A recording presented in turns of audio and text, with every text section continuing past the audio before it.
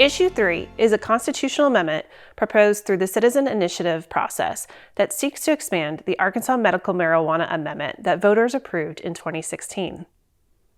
Regarding medical marijuana, Issue 3 would expand the state's medical marijuana program in several ways. With Issue 3, Arkansans for Patient Access seeks to prohibit state legislators from repealing or changing constitutional amendments without voter approval unless those amendments specifically allow them to make the changes. More healthcare professionals would be able to certify patients for medical marijuana cards under this proposal. Currently, only doctors can certify people for medical marijuana cards issued by the Arkansas Department of Health. Issue 3 would allow nurse practitioners, physician assistants, and pharmacists to certify people for medical marijuana cards, in addition to doctors. The proposal also would expand the number of medical conditions that would qualify a person for a card. Currently, the state constitution lists 18 medical conditions. Issue 3 would change the law to add any debilitating conditions a patient has that healthcare practitioners consider might be alleviated by the use of marijuana.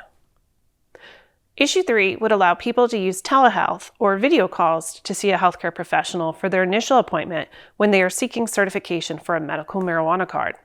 The proposal would also remove the annual $50 application fee that a person pays for the card and extends the expiration date from 1 year to 3 years before patients have to reapply through the state. Cardholders 21 years and older or their designated caregiver would be allowed to grow up to 14 marijuana plants at home if Issue 3 passes. Households would be limited to 7 smaller plants and 7 larger plants, regardless of how many cardholders live there.